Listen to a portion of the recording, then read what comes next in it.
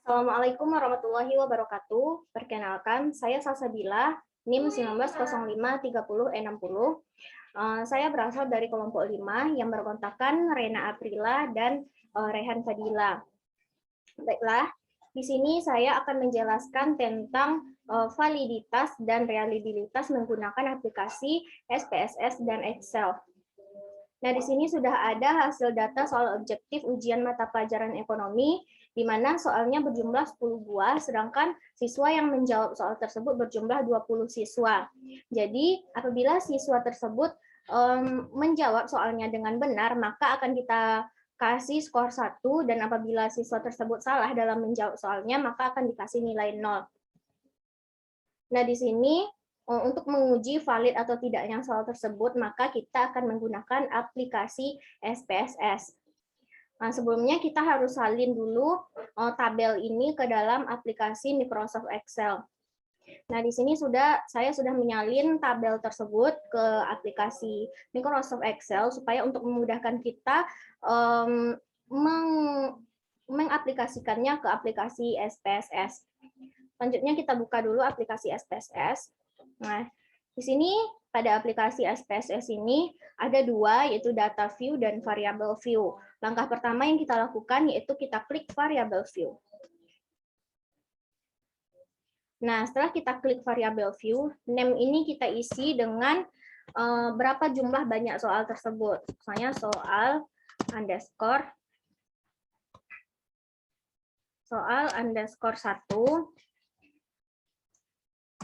soal underscore 2, soal underscore 3, soal underscore 4, soal underscore 5, soal underscore 6, soal underscore 7, soal underscore 8,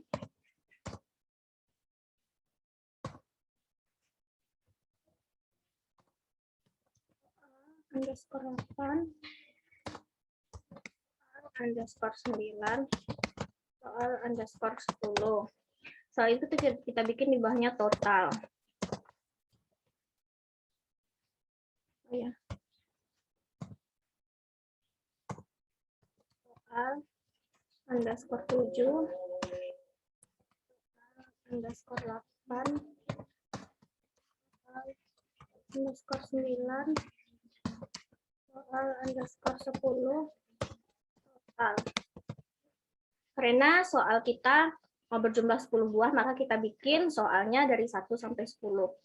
Nah, untuk memudahkan kita dalam mengetahui valid atau tidaknya, maka desimal ini kita nolkan, supaya memudahkan kita dalam mengetahui valid atau tidaknya. Kita ubah 0 sampai semuanya kita ubah 0.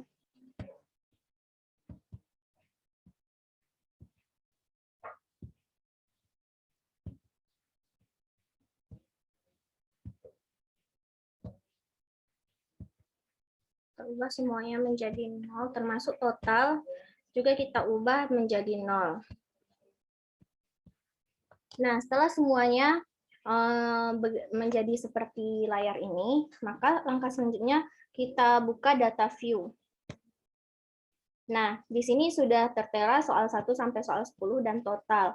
Selanjutnya kita akan salin tabel yang sudah kita persiapkan di Microsoft Excel.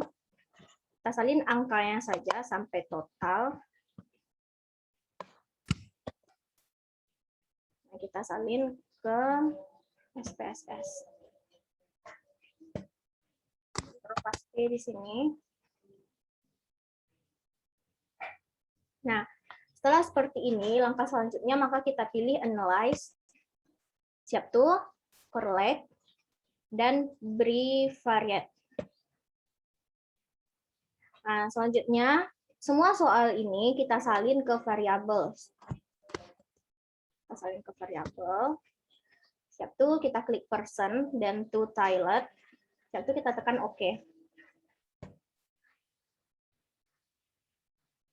Setelah kita tekan OK, maka akan muncul tampilan seperti layar ini, yang merupakan correlation dari soal-soal kita tadi.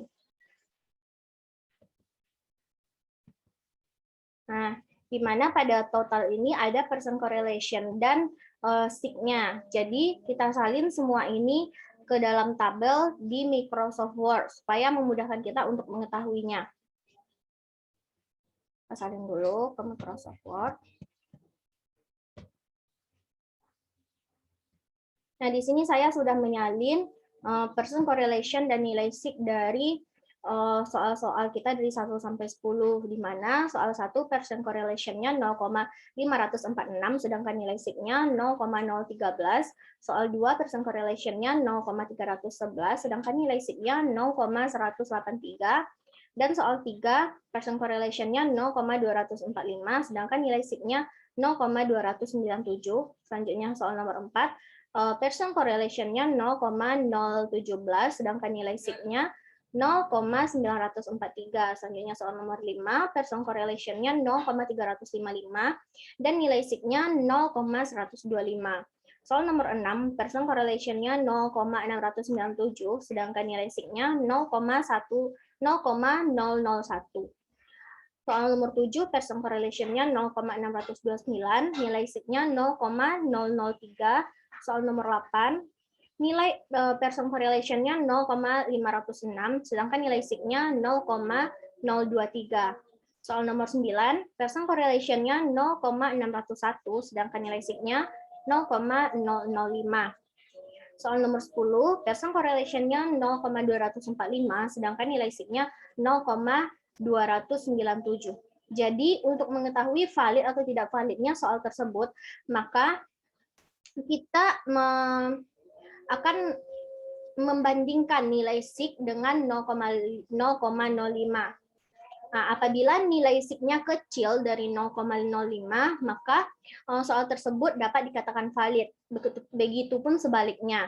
Jika nilai SIG-nya lebih besar dari 0,05, maka soal tersebut dikatakan tidak valid. Nah, untuk soal yang pertama, nilai SIG-nya 0,013 lebih kecil dari 0,05, maka dapat kita simpulkan bahwa soal nomor 1 ini valid. Nah, selanjutnya soal nomor 2, 0,183 ini lebih besar dari 0,05, maka dikatakan soal nomor 2 ini tidak valid. Begitupun seterusnya. Jika nilai SIG-nya lebih kecil dari 0,05, maka soalnya valid. Jika nilai SIG-nya besar dari 0,05, maka soalnya tidak valid. Sekian hasil penjelasan untuk validalitas. Selanjutnya kita masuk kepada reliabilitas. Untuk reliabilitas ini kita juga akan memakai soal sebelumnya, yaitu pada langkah ini kita juga memilih analyze.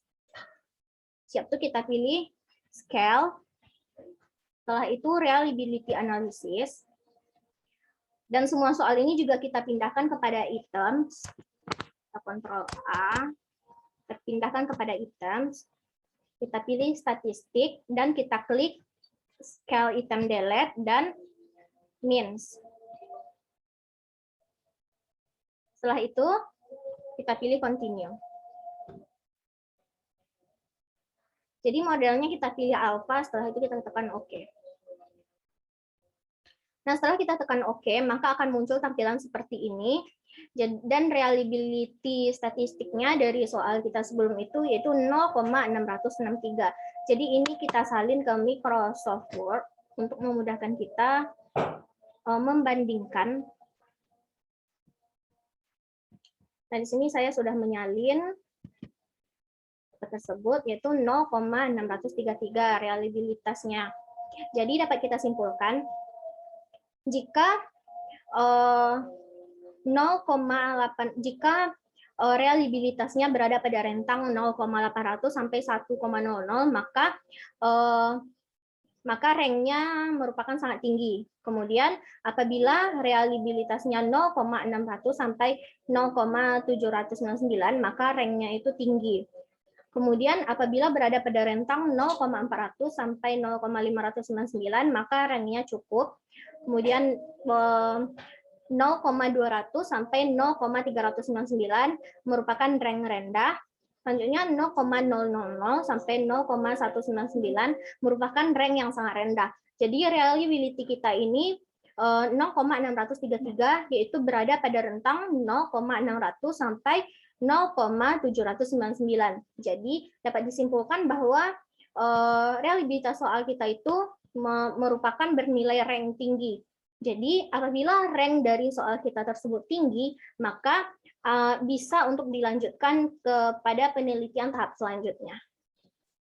Nah, sekian hasil presentasi dari materi reliabilitas dan validitas dari kelompok 5. Saya Salsabila. Apabila ada salah dan janggal, saya mohon maaf. Wabillahi taufiq wal hidayah. Wassalamualaikum warahmatullahi wabarakatuh.